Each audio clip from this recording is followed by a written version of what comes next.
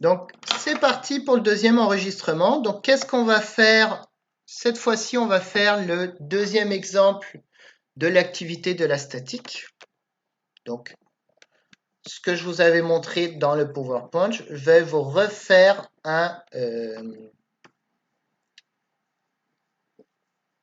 hop, en mêlant, on efface. Voilà. Donc, je vais vous refaire un schéma pour comprendre la situation. Vous allez voir que la situation est très très proche. Ah, je n'étais pas obligé d'effacer, j'aurais pu tout simplement.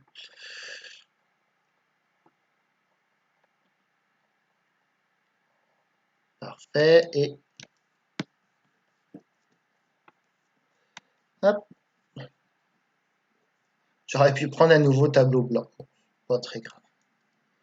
Je pense que j'ai pas mal tout effacé. Ah non, il en reste encore.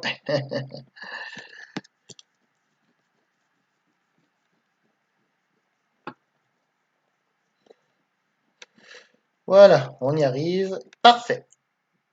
Ouais, là ça veut dire qu'il y a tout. On va remonter le tableau et voilà. Ok, donc cette fois-ci, votre problème, en fait, ce qui va beaucoup changer, c'est au niveau de la liaison. Là, vous avez une poutre qui soutient un feu tricolore.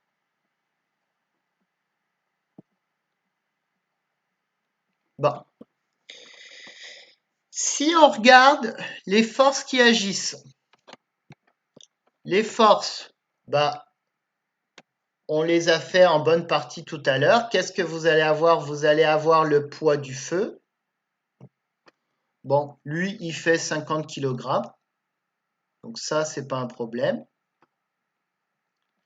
Vous allez avoir le poids de la poutre, qui elle fait 100 kg. Bon, lui, on peut l'appeler P2, puis lui, on peut l'appeler P1. Elle fait 100 kg. Et c'est au niveau... C'est ici la nouveauté, c'est que dans cette zone-là,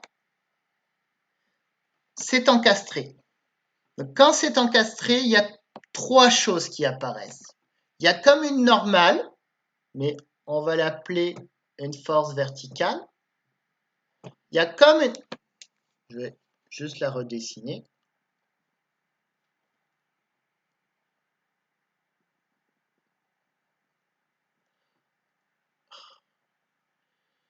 Ça arrive.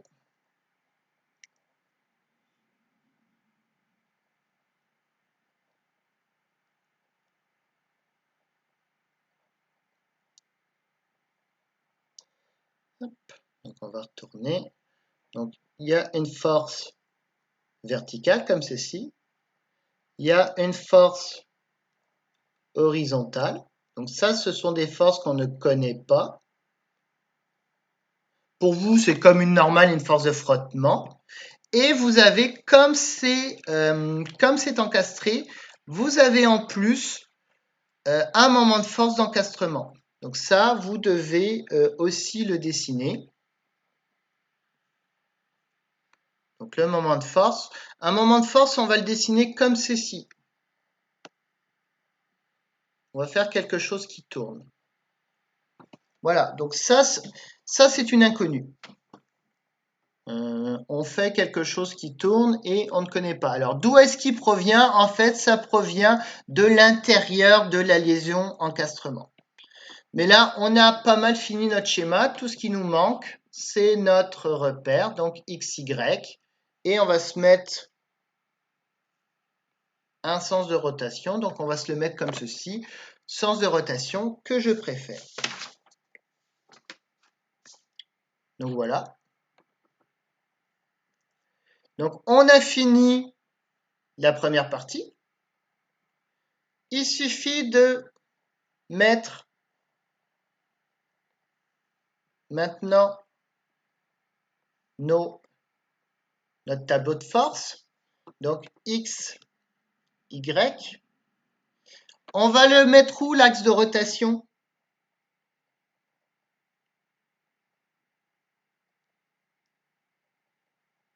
la question? L'axe de rotation. À l'encastrement. À l'encastrement, ça paraît tout à fait logique. C'est là où il y a le plus d'inconnus. Il y a 3 inconnus, donc on va faire disparaître des inconnus et c'est à l'encastrement. Donc ici, on va avoir par rapport à l'encastrement. N'oubliez pas qu'un moment de force s'exprime toujours par rapport à un axe de rotation. Donc finalement, qu'est-ce qu'on a? On a le poids P1. Bah, en X, ça vaut 0. En Y, c'est le poids de la poutre.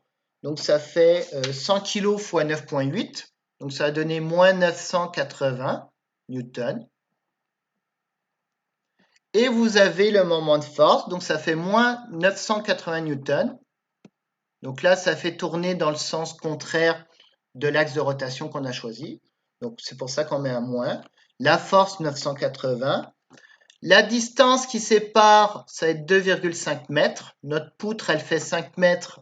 Donc ici, bah, tout simplement, on met la moitié, puisqu'on parle du poids de la poutre, et on a un sinus de 90.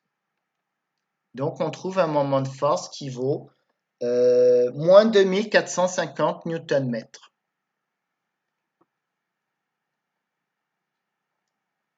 Voilà, ça c'est le moment de force créé par le point 1 par rapport à l'encastrement. On continue, même réflexion avec le poids 2. Pas de composante en X. Une composante en Y, 50 fois 9,8.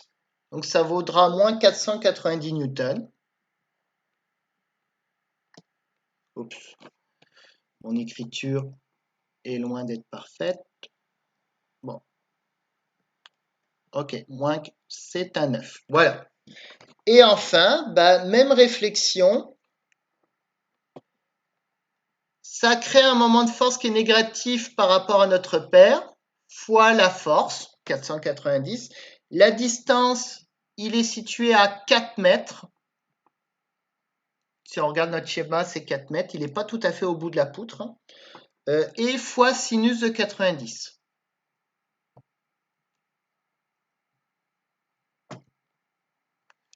Donc, ce qui nous donne moins 1960 Newton-mètre.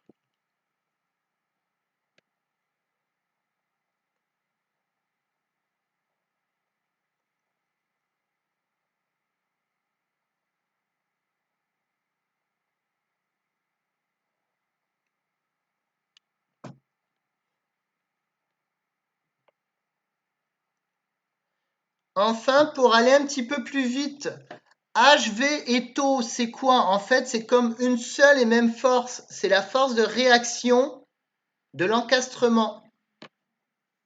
Donc, en X, la force de réaction aura une valeur H qu'on va chercher, qu'on a dessinée.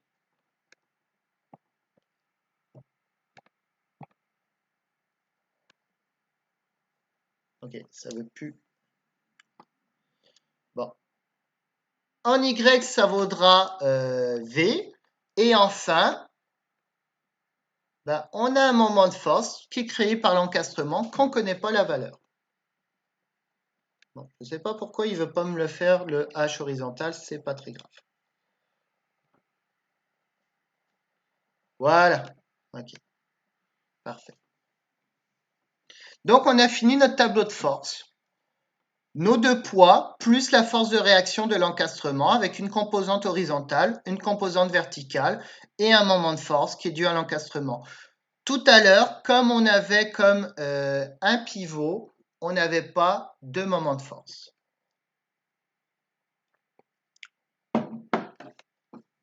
Dernière chose qui nous reste à faire, c'est quoi? C'est appliquer les lois de Newton. La somme des forces en X égale la masse fois l'accélération en X, ça vaut 0. Ici, il y a une seule force en X, c'est H. Donc H vaut 0 Newton.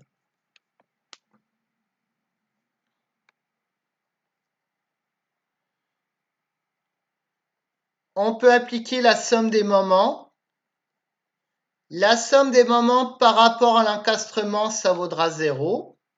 Donc, qu'est-ce qu'on a des moments par rapport à l'encastrement? On a moins 2450, donc le poids de la poutre, moins 1960,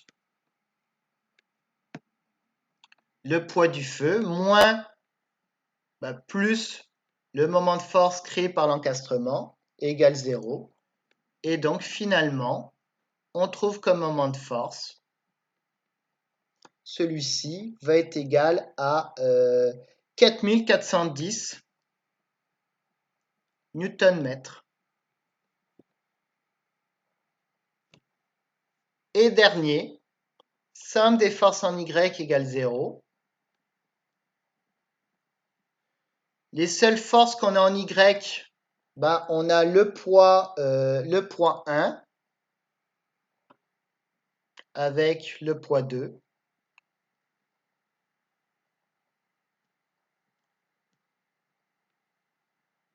Plus V, ça vaut 0. Donc, votre composante verticale vaudra 1470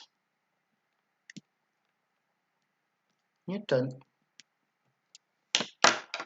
Voilà, c'est ce qui termine cette activité-là. Donc ça, c'était vraiment, je voulais vous montrer ce que vous aviez à faire sur la statique, l'approche par problème de la semaine prochaine. Donc je vais pouvoir vous distribuer, d'ailleurs je pourrais vous la distribuer très bientôt, je vais peut-être vous la distribuer dès cette semaine pour que vous ayez un petit peu de temps. C'est ce que vous aurez à faire. La somme des forces en X, la somme des forces en Y et la somme des moments par rapport à un axe de rotation. Généralement, vous allez choisir le pivot ou là où il y a un axe de rotation. Dans l'examen, c'est pas mal ça que vous aurez. Il n'y a pas vraiment d'autres exercices dans les approches par problème. De toute manière, dans la dynamique de rotation, la seule nouveauté que vous auriez par rapport à cet exercice-là, ça serait de calculer un moment d'inertie. Donc voilà. Donc je vous proposerai d'arrêter pour aujourd'hui. Il est déjà 5 heures.